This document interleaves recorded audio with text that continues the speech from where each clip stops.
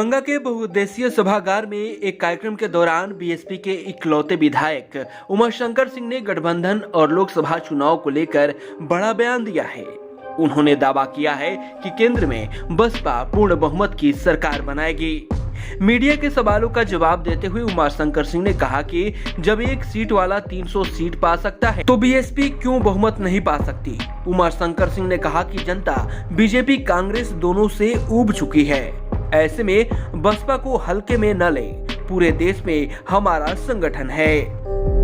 अगर आप कहते हैं कि हमको बीजेपी को रोकना है तो आप उस बीजेपी को अगर रोकना है तो कहीं न कहीं अलायंस के साथ आना पड़ेगा। आपको नहीं लगता है? हमारे लिए जिस तरह से बीजेपी है उसी तरह से कांग्रेस भी है। सत्ता में बीजेपी है सर? नहीं, हमें हमारे उसी तरह से कांग्रेस। हम अपनी ताकत हम फिर किसके साथ जा करके हम फिर क्या करेंगे। 70 सालों में जिस समाज की लड़ाई बहन जी लड़ी है, लड़के लड़ाई है, अगर वह सत्ता में रहते हुए लोग दिए होते तो आज वह नौबत बहन जी को लड़ाई नहीं लड़नी पड़ती। इसलिए बहन जी ने बीएसपी का उद्देश्य कांग्रेस को रोकना है या बीजेपी का उद्देश्य है अपने लोगों की हिफाजत, अपने लोगों के लिए काम। बीएसपी का उद्देश्य मतलब, और इसका उदाहरण जब उत्तर प्रदेश में बहुजन समाज पार्टी की सरकार रही हो तब तक उनके कार्यों की मतलब किस तरह से एजेंडा लागू किया जाता है। आप यही जहाँ पे हम लोग खड़े हैं, इसी के बगल में 50 चुनाव के बाद गठबंधन इसी के 50 मीटर में, हाँ इसी के 50 मीटर पे मान्यवर कांसीराम शहरी आवास है। आप जाके देखिए उसमें क्या कौन दलित समाज के लोग हैं, सारे समाज के लोग हैं। ये बहन जी सबके लिए काम करती हैं। सर केंद्र में आप नहीं आ रहे हैं, केंद्र में आपकी सरकार नहीं बनने जा रही है, ये जग जाहिर है। आपको या तो कांग्रेस सरकार बनाएगी या फिर बीजेपी सरकार बनाएगी, आप किसको रोकेंगे? ये आपकी गलतफहमी है जी। इस देश में 3 ही राष्ट्रीय पार्टियां हैं, उसमें एक बहुजन समाज पार्टी भी है। अकेले आपको कैसे अकेले हम उत्तर प्रदेश जैसे स्टेट में पूर्ण बहुमत की सरकार बनाए हैं, अकेले बनाए हैं।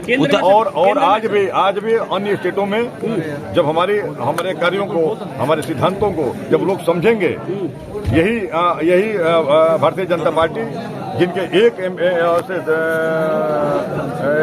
एमपी हुआ करते थे उस समय स्वर्गीय श्री राजीव गांधी जी ने एक बार उसमें कहा था, सुन लीजिए, उस समय उन्होंने कहा था कि हम इनके बारे में क्या चर्चा करें, ये तो वो भी सिद्ध नहीं कर पाएंगे कि हम दो हमारे दो।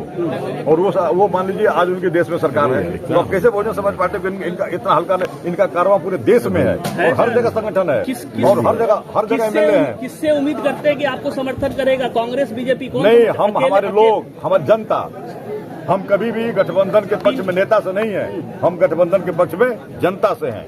और जनता को अपनी बता करके अपने शासनकाल में कराए गए कार्यों को दिखा करके पूर्ण बहुमत बना जाएंगे सर।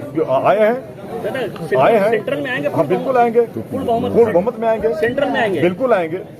हम जब उत्तर प्रदेश जैसे स्टेट में हम जब विपक्ष में भी थे तो एक बार 100 सीट के साथ थे, हम 200 से ऊपर सीट पा करके पहली बार हम लोगों ने पूर्ण बहुमत की सरकार बनाई। सीट पर भी आप सर सरकार नहीं बना पाएंगे, अभी तो फिलहाल आप 10 सीट पे हैं। आप अभी 10 सीट पे नहीं है। एक मैं बताया कि एक सीट वाला 300 पहुंच गया, तो आप कैसे उम्मीद करते हैं कि 10 सीट वाला जो है नहीं पहुंच पाएगा? कहां तक पहुंचेगा सर?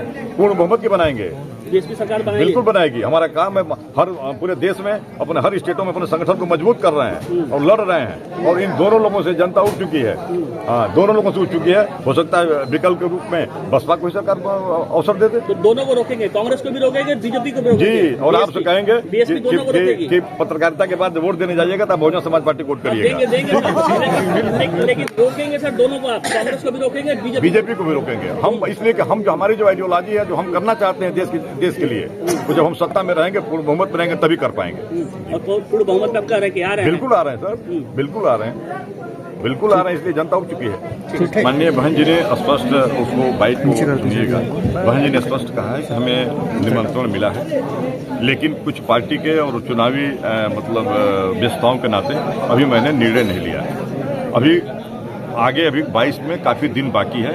अगर ऐसा निर्णय होगा तो आपको मैं बता दूंगी, ये बहन जी ने कहा स्पष्ट। और उन्होंने कहा है कि चूंकि हमारी पार्टी धर्मनिरपेक्ष पार्टी है, हम सभी धर्मों का आदर और सम्मान करते हैं। आज अगर किसी ने मान लीजिए हिंदू धर्म के लोग आज राम मंदिर को बना रहे हैं, मैंने वो करा रहे हैं प्राण प्रतिष्ठा, उनका भी स्वागत है। कल वहाँ पे बाबरी मस्जिद के भी की जमीन अलाट है, उनका भी बनेगा, वो लोग बुलाएंगे, उनका भी स्वागत है। हम सभी धर्मों का बहुजन समाज पार्टी सम्मान करती है। ऐसा आज बहन जी ने अपने प्रेस में स्पष्ट किया। आप इकलौते विधायक हैं, आप जाना जाएंगे या नहीं जाएंगे? नहीं, बिल्कुल। देखिए, आज ही नहीं, मैं तो अभी मैंने जहाँ पे वो थे अभी भी जो प्रतीकात्मक रूप से जहाँ रखा गया था वहाँ भी हम लोग जाते हैं, वहाँ हनुमानगढ़ी और वहाँ दर्शन करते हैं। लेकिन इस समय चूंकि इनविटेशन जा रहा है और इनविटेशन में कुछ उसमें मान लीजिए कुछ और भी ऐसे अतिथि रहेंगे, हो सकता है मैंने सबको वहाँ एंट्री न मिले। भाई हो सकता है सबको एंट्री न मिले। हम 403 मान लीजिए विधायक में एक आते हैं, लेकिन अगर अनुमति हो सकता है एंट्री न मिले तो हम कोई जरूरी है कि भाई इसको 23 को चले जाएंगे।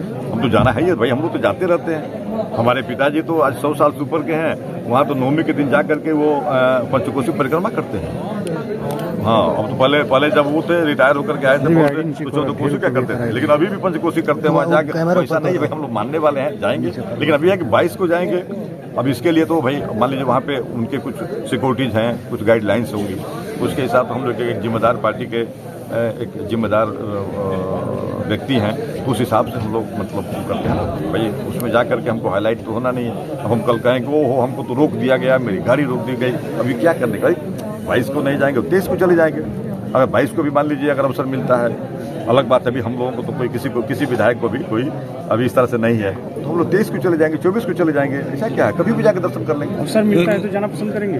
बिल्कुल भाई, क्यों नहीं भाई हम बता तो रहे हैं कि हमारी अगर उस पर जाना तो हम लोग तो भाई वैसे लोग हैं कि हम अभी भी जाते रहते हैं। अब अगर मान लीजिए बन रहा है, हम उससे आते हैं तो क्यों नहीं जाएंगे? हम तो आगे भी, क्योंकि मान लीजिए हम तो कह रहे हैं भाई अब उस दिन प्रधानमंत्री जी का प्रोग्राम है, राष्ट्रपति जी का है, तो तमाम ऐसी सिक्योरिटी गाइडलाइंस होगी कि जिसमें सबको अलाउ नहीं होगा उनके उस कार्यक्रम में। विधायक जी बहुत लोगों का कहना कि किसी भी धार्मिक स्थल पर मायावती जी नहीं जाती है।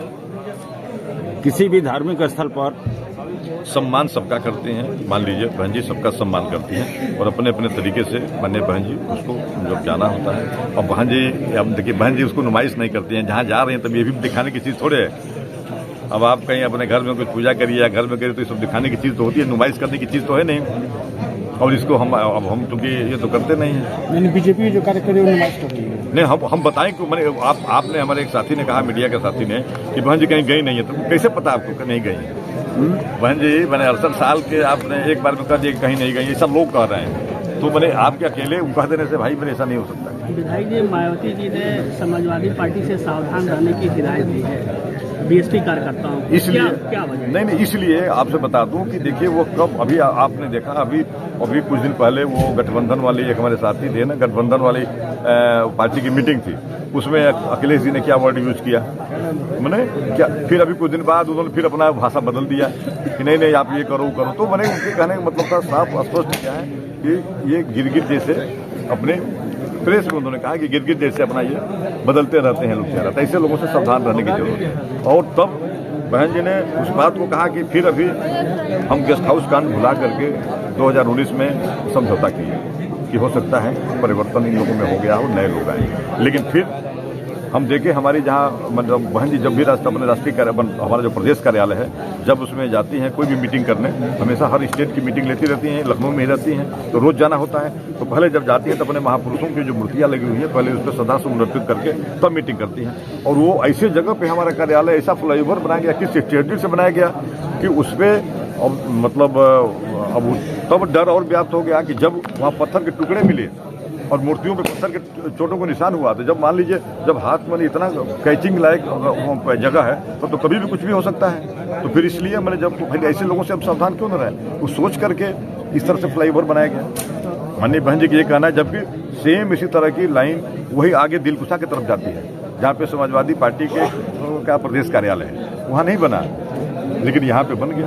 तो जान का खतरा है मायावती जी को समाजवादी पार्टी के भाई स्पष्ट तो आपने देखा होगा, उन्होंने प्रेस में कहा कि स्पष्ट अभी कुछ दिन पहले उन्होंने कहा, इसीलिए सरकार से उन्होंने आग्रह किया कि हमें कहीं सुरक्षित हमें कार्यालय आवंटित कर दिए, ये कार्यालय में छोड़ दो।